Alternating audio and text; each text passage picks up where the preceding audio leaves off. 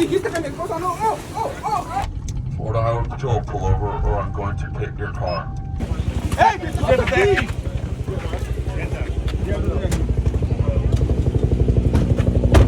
You don't have a license? You got no business driving on my highway. Hey guys, Julio Rosas here with Mostly Peaceful Media. We are now here in Southern Florida, and the reason for that is that I was with the Florida Highway Patrol as they worked with ICE, Border Patrol, and other federal law enforcement agencies to assist the Department of Homeland Security in cracking down on illegal aliens living and residing here in the state. Obviously, the topic of cooperation between state and local law enforcement with federal law enforcement has been a hot point of debate, especially in the aftermath of Operation Metro Surge in Minnesota, but also other operations in places like Chicago and Los Angeles. And it should come to no surprise that things work very differently down here, and the results are very different. And I think you'll see that when the state works with the federal government and there's that cooperation, the outcomes are a lot different than what was happening in other sanctuary cities. And so without further ado, here's how it went. Florida and its attitude towards helping federal agents arresting illegal aliens is a night and day difference. That difference shows that things don't have to play out like they did in Minnesota or other sanctuary states.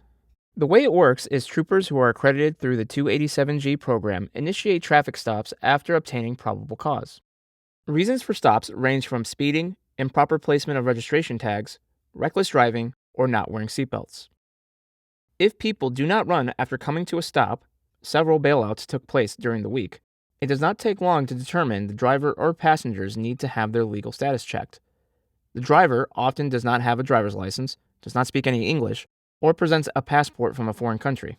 ICE or Border Patrol agents are then brought to check the person's information to see if they have any pending immigration proceedings or have some form of legal status. If it is determined that they are in the country illegally, then they will be placed into custody. In one incident, 2 illegal aliens fled a traffic stop and barricaded themselves in a home.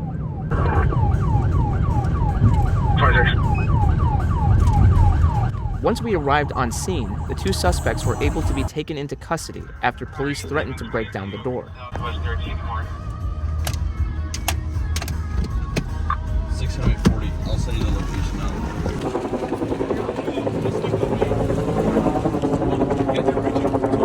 Alex does. Alex got the bridge. You got the bridge too?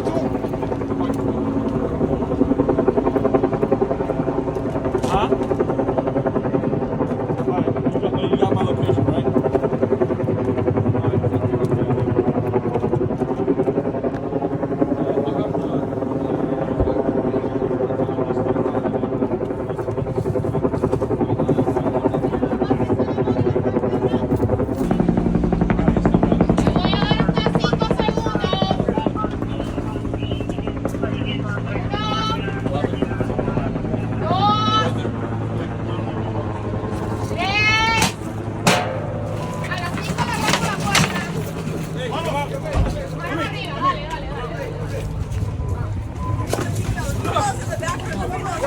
No, dijiste que mi esposa no.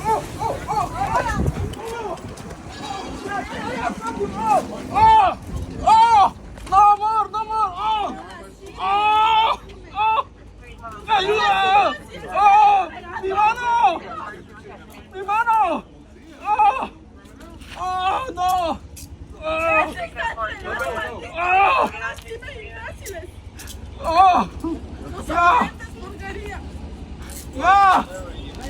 No, ok, tranquilo. Levántenme. ¿Pistola? No tengo nada, te enseñé, verga. 1, 2, 3. Usted me dio su palabra que no, ella no. Usted es cubana. Oye, cállate. Usted es cubana. Tú cállate. Ok. Mine. Y mi teléfono, ey. No te preocupes. Sí, no, mi teléfono. Yo necesito mi teléfono. Entrégame mi teléfono. Mi esposa, ey. ¿Por qué te la llevas tú? ¿Por qué te la llevas tú? Sí, come on.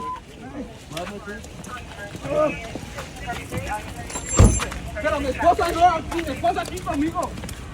Esposa aquí. Mi esposa aquí. Hey, mi esposa aquí.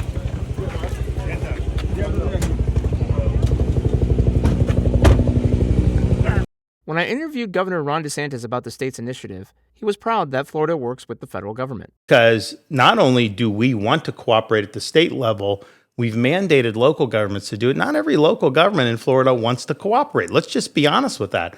But they know, the mayors know, if they don't, then I can suspend them and remove them from office. And so they don't want to see that. So we have real teeth in our law to ensure that there's compliance with that. So it's a much different situation. But I'd also say, Florida, we're the third largest population state, right? So almost any metric you use, we're going to be 3 in terms of you have the number of this or that. But what I would say is, who has done more to help reduce that population through policies that disfavor illegal immigration? No one's done more than Florida.